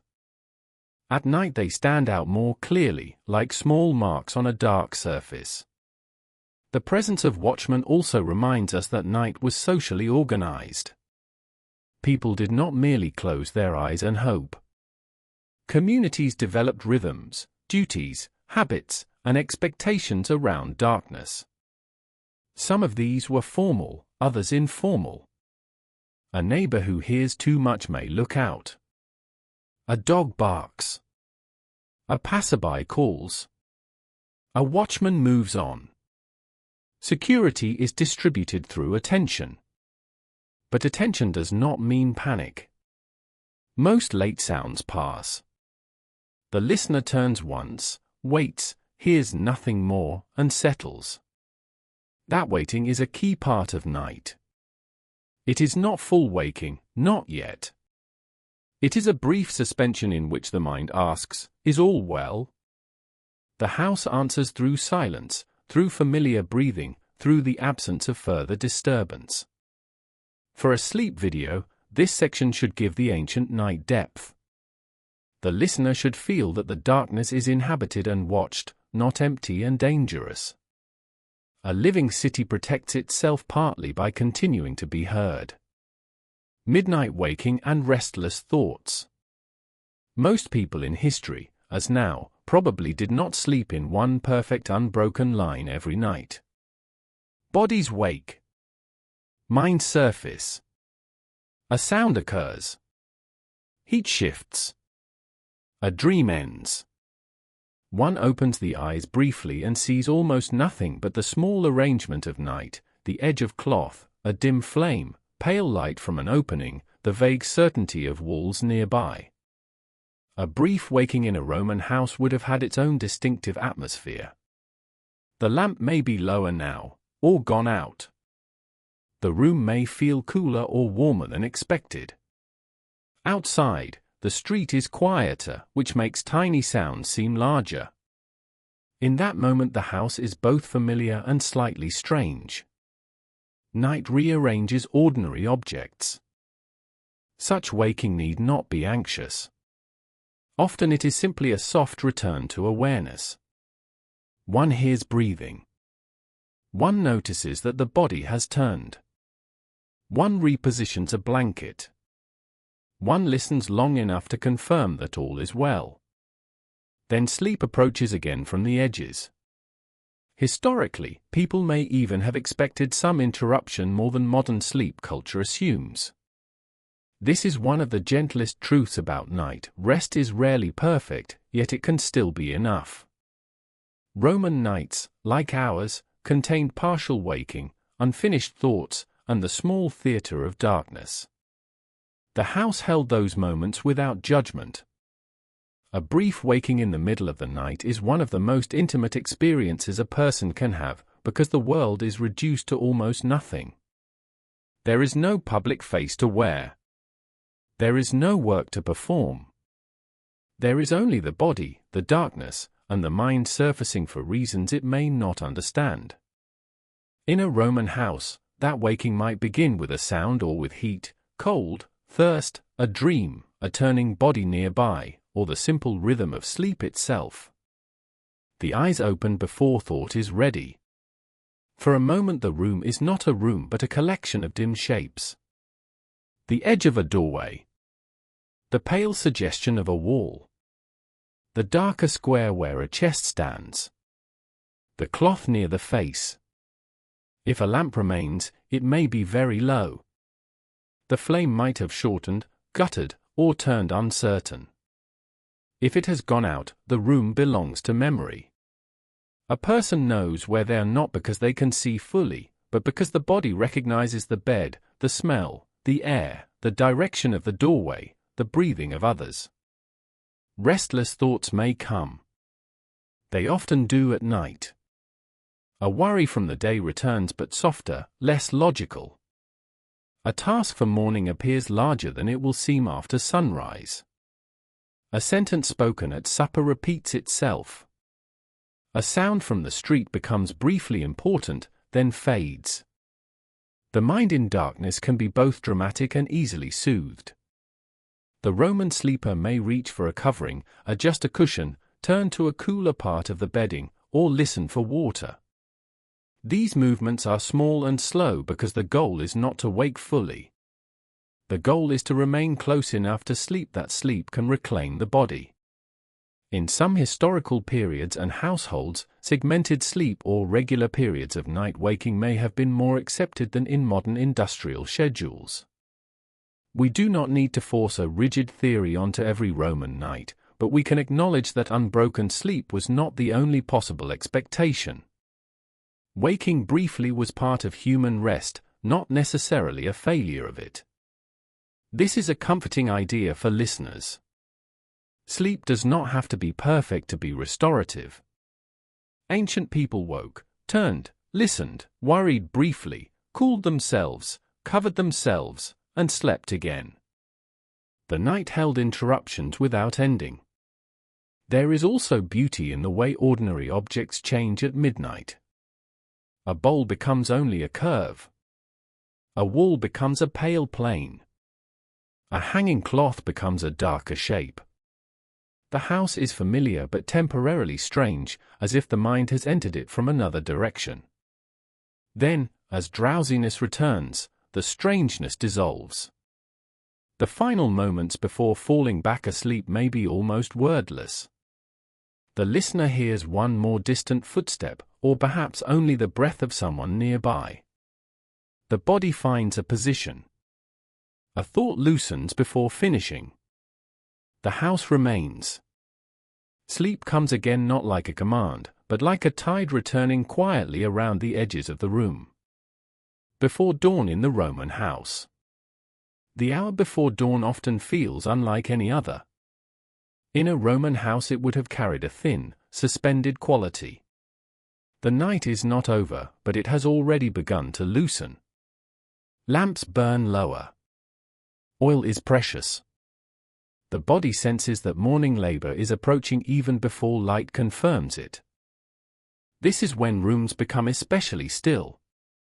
Anyone awake moves carefully so as not to disturb others. Any sound feels more exposed. A jar set down is louder than expected.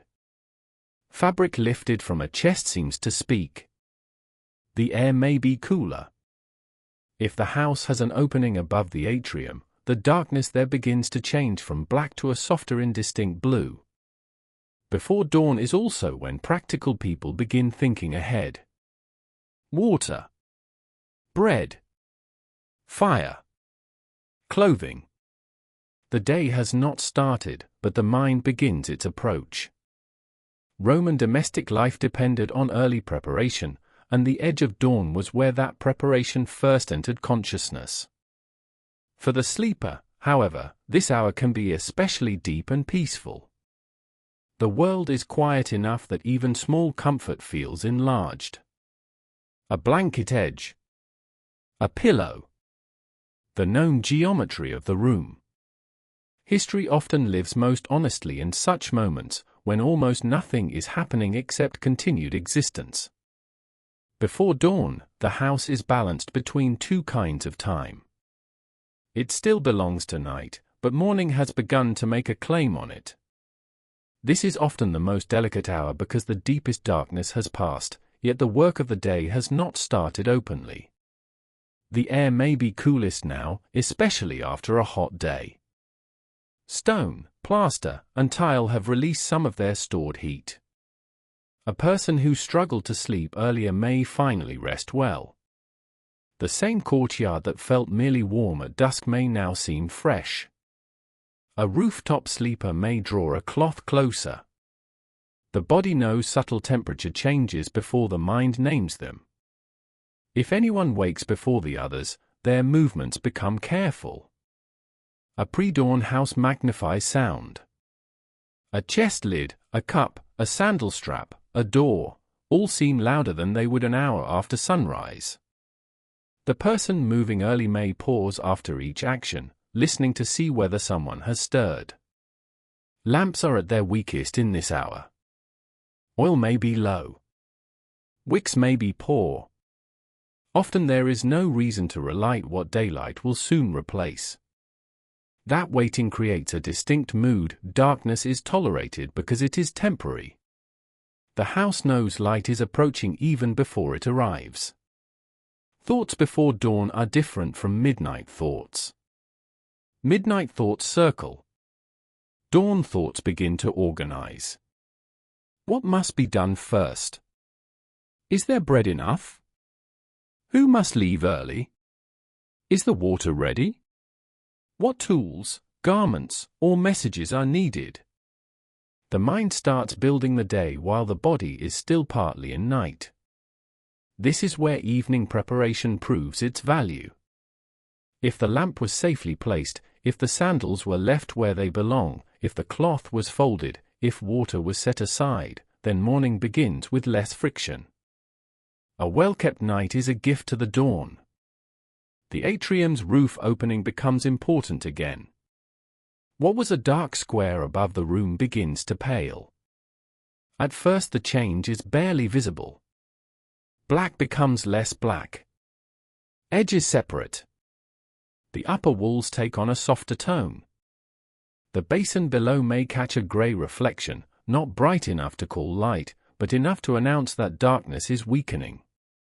Those who remain asleep receive this transition without knowing it. Their faces, bedding, and hands become gradually more visible. The room returns them to the world before they wake. That is one of dawn's quiet mercies. It prepares the visible world for consciousness. A Roman house before dawn, then, is full of withheld action. The day is coming, but it has not yet broken the spell. The listener can rest in that pause, the house still breathing, the household not yet fully awake, the first duties waiting patiently at the edge of light. The first light over tiles and plaster.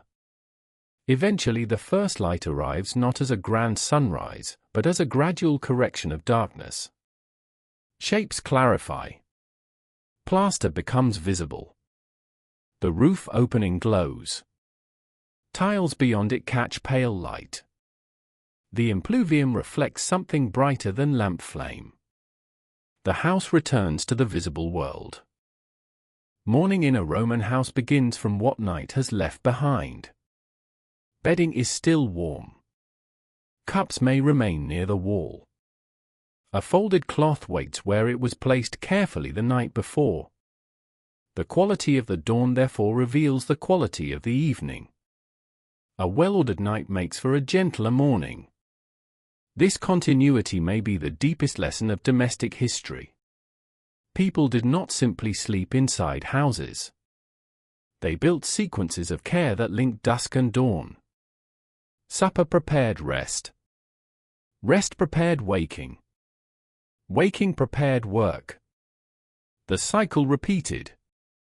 Grand history floated above these routines, but could never replace them. When the first light enters a Roman house, the night does not disappear. It lingers in the arrangement of objects, in the memory of voices, in the bowl left ready, in the lamp that has done its work. Dawn is not an interruption. It is the final chapter of the night's order. First light does not arrive as a single event. It is a series of permissions. A wall may be seen. A floor line appears. A vessel gains an edge. The opening above the atrium changes from absence into color. The house slowly allows itself to be read again. Tiles receive dawn beautifully because they hold both material and weather. A roof tile touched by early light may still be cool from the night. Plaster on the wall may show the unevenness hidden by lamplight. Small imperfections return. A crack, a repair, a painted border, a smudge of smoke near a lamp's usual place. Morning restores detail. The impluvium, if visible, changes character once more.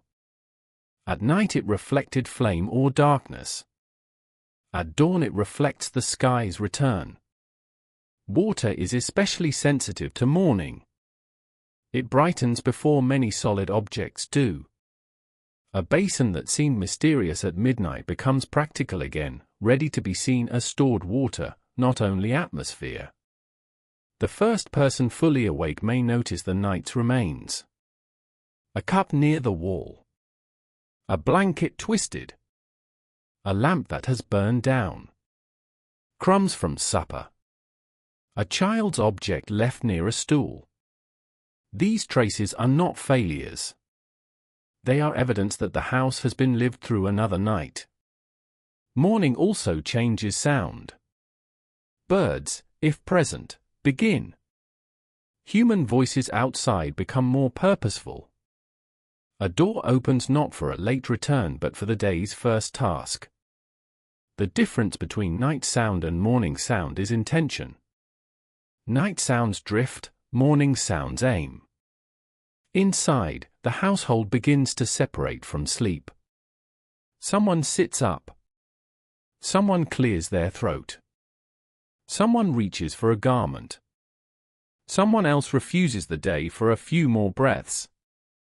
The house that spent the night gathering bodies into rest now begins distributing them into work.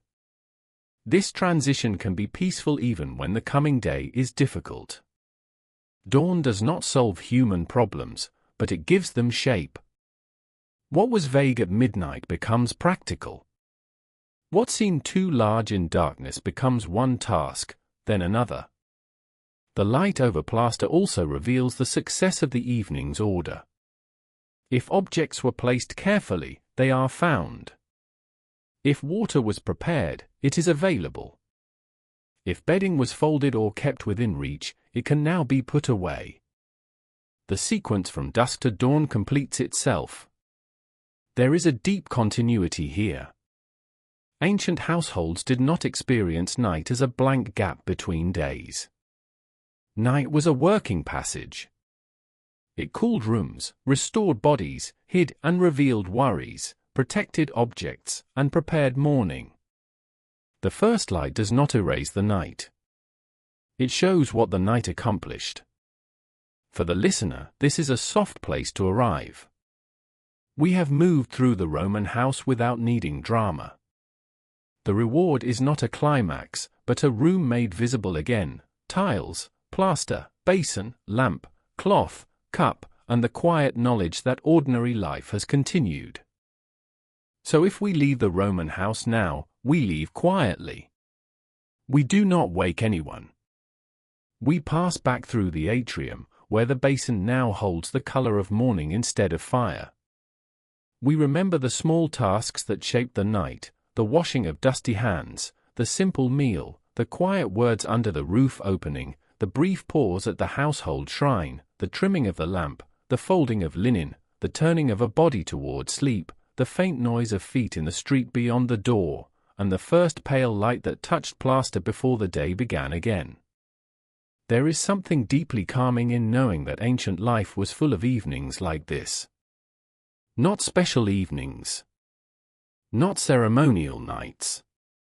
Ordinary nights. nights held together by attention, thrift, habit, and the wish for rest. These are the parts of history that ask least of us and give back the most. They let us imagine not what people achieved, but how they lived long enough to keep going. And perhaps that is why domestic history can feel so restful. It restores scale. The Roman world was vast, but tonight it fit inside a house. It fit inside a lamp flame, a bowl of water, a folded cloth, a sleeping room, and the square of sky above an atrium. That is enough. More than enough, really. Thank you for spending this quiet Roman night with me. And wherever you are, may your own room grow a little softer now, may your thoughts settle like lamplight against plaster, and may sleep find you gently. Before we leave completely, it is worth remembering that the power of this Roman night lies in its ordinariness. Nothing spectacular was required. No emperor entered. No battle changed its course. No inscription was carved to record the washing of hands, the folding of linen, the trimming of a lamp, or the careful placement of a cup before sleep. And yet these actions were the substance of life. History can feel overwhelming when it is made only of large events. Empires rise, laws change, armies move, cities burn, monuments are built, names are preserved or forgotten. But a human being cannot live at that scale for long. The body lives at the scale of rooms. The hand, the bowl, the lamp, the doorway, the blanket, the meal. Domestic history returns us to that scale. The Roman house we imagine tonight may not have been rich. It may not have been perfectly quiet or perfectly comfortable. It may have contained inequality, fatigue, irritation, heat, smoke, and worry. But it also contained order, care, and repeated intelligence. Someone knew when to wash. Someone knew how much oil remained. Someone knew where bedding was kept. Someone knew which sound outside could be ignored. Someone knew how to make the house ready for sleep. That knowledge is beautiful because it is practical. It does not announce itself as wisdom. It appears as habit. And habit, when it is gentle, is one of the great shelters of human life. As we step back over the threshold in imagination, we leave the house as dawn begins to gather. The basin holds pale light. The lamps have given what they could. The table has served its purpose. The shrine remains quietly in place. The children, if they are not yet awake, are close to waking. The roof and courtyard are cooling memories of the night. The street beyond the door begins to ask for people again. But for a few more breaths, we can keep the softer version of the house with us. The version where the outside world has been reduced to murmurs. The version where lamplight rests against plaster. The version where simple food, water, cloth, and air are enough to make an evening whole. And perhaps that is the gift of imagining ancient domestic life before sleep. It reminds us that peace is often built from small arrangements. A cup placed within reach. A light lowered. A door checked. A cloth folded. A voice softened. A body allowed to rest. So may your own room, wherever it is, borrow a little of that ancient quiet. May the day loosen its grip at the threshold. May the unnecessary brightness fade. May the useful light remain only as long as you need it. May your thoughts settle like reflections in a still basin. And may sleep, patient and unhurried, find its way to you gently.